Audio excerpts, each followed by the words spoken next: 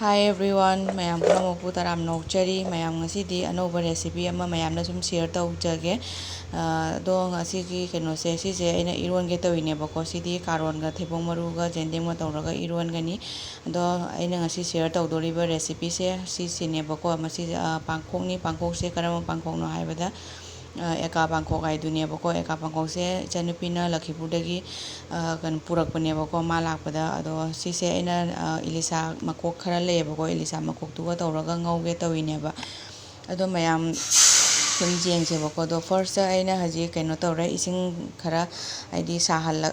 khangsiga ising hape duga kaino pangkokse minute 5 rom nauthana futtoinebako ngaha haidi masase nauthana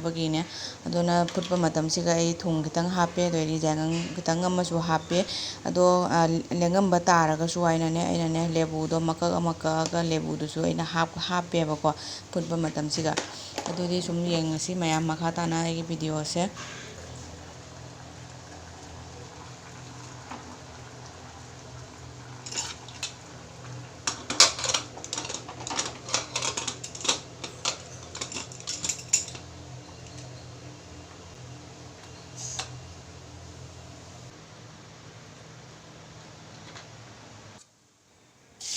do mayam ai ilisa makokse ahambada ngauthoanebako khara do jamde ilisa makokse ani khatang taneba do ahambada sise hana phajana munna tawthoani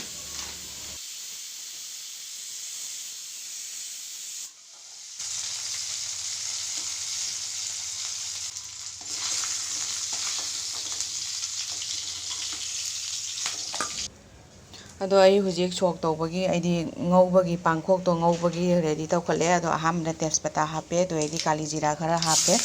tilau hape tilau na tawraga ngaudoinebako do chanam hapke chanam do aigi chanam haidi kaino tahowdrebako leiramdrebako chanam aduduna ai chanam haptre dugagi morok atekpa khitang amaga hapani tanghai kaaga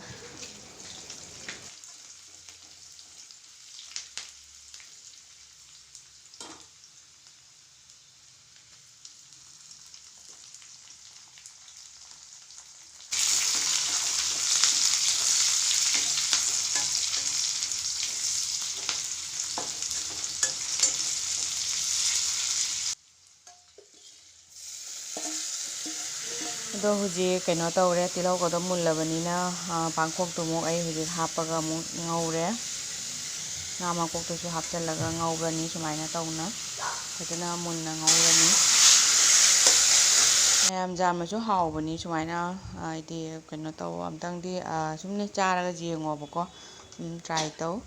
sum anova recipe ama sum try tawbase haidi chabase sum hawbanebako aduna mayamsu sum try tawbiu hawbani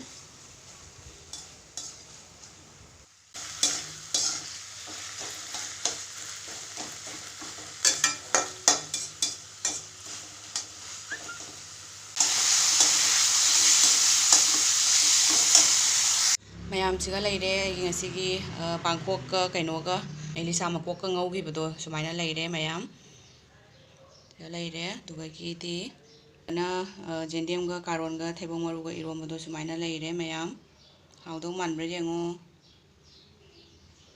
dugai sidana leire sisina bora hawdoinebako jenamgi bora hawni ado ai chanipa laurugini hana pung 12 tadorebako 12 da sutini duna halaga oina hawrani bora sidi sana chabanadi hawidana ko duduna aina halaga oina tawragena sumaina thitnadi thameba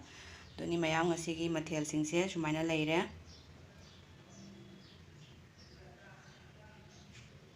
mayam ai haji loisanba loire ado ai thoanebako pung 12 tadore ado nungsagi khusase mapangi view se jenghalakebako mayamda kumaina sage ado handaki ngasigi nungsa khusase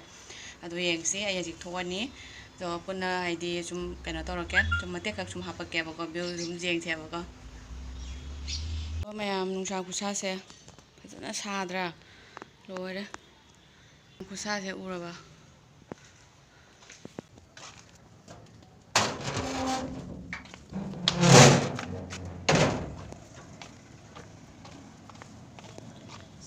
sai mayam fajana saibo kore ai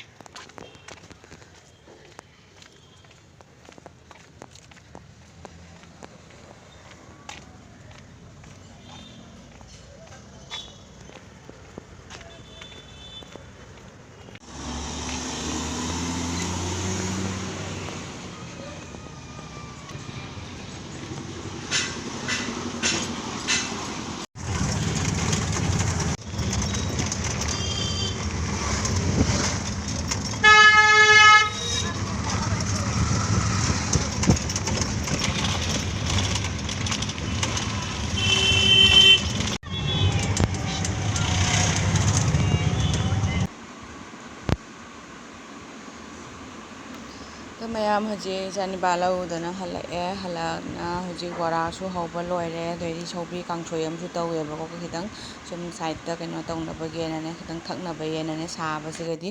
ꯑꯗꯨꯗꯨꯅ ꯃꯌꯥꯝ ꯍꯧꯖꯤꯛ ꯑꯩ ꯆꯥꯕꯒꯤꯗꯤ ꯎꯠꯂꯔꯣꯏ ꯃꯌꯥꯝ ꯁꯥꯕꯁꯤꯒꯗꯤ ꯆꯥꯕꯒꯤ ꯎꯠꯄ ꯈꯣꯠꯄꯁꯦ ꯌꯥꯝ ꯇꯜꯂꯦꯕꯀꯣ ꯍꯥꯏꯗꯤ ꯅꯨꯡꯉꯥꯏꯇ꯭ꯔꯦ ꯑꯗꯨꯗꯨꯅ ꯍꯧꯖꯤꯛ ꯀꯩꯅꯣ ꯇꯧꯔꯦ ꯍꯥꯏꯗꯤ ꯏꯆꯥꯅꯤꯄꯥ ꯑꯩꯈꯣꯏꯅꯤꯁꯦ ꯍꯧꯖꯤꯛ ꯆꯥꯛ ꯆꯥꯃꯤꯟꯅꯔꯅꯤ ꯄꯨꯟꯅ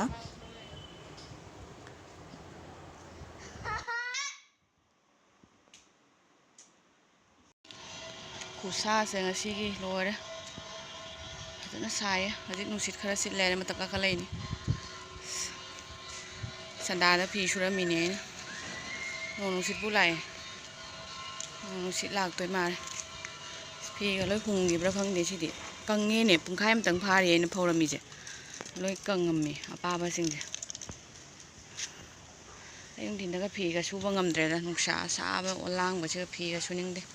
ꯅꯨꯡꯁꯥ ꯅꯦꯝꯊꯔꯒ ꯑꯣꯏꯅ ꯁꯨꯔꯦ ꯌꯥꯝ ꯀꯪꯉꯦ ꯅꯨꯡꯁꯤꯠꯄꯨ ꯀꯟꯅ ꯁꯤꯠꯂꯛꯏ ꯑꯄꯥꯕ ꯀꯩꯀꯥꯁꯤꯗꯤ ꯂꯣꯏ ꯀꯪꯉꯦ ꯆꯤꯅꯤ ꯀꯩꯀꯥꯁꯤ ꯂꯧꯁꯟ ꯌꯥꯔꯅꯤ ꯅꯨꯡꯉꯥꯏꯌꯦ ꯅꯨꯡꯁꯤꯠꯁꯦ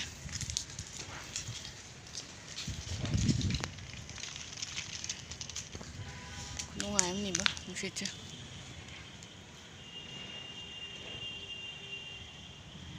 ꯚ꯭ꯌꯨꯁꯦ ꯌꯦꯡꯉꯨ ꯐꯗꯤ ꯐꯖꯩꯌꯦ ꯁꯟꯗꯥꯒꯤ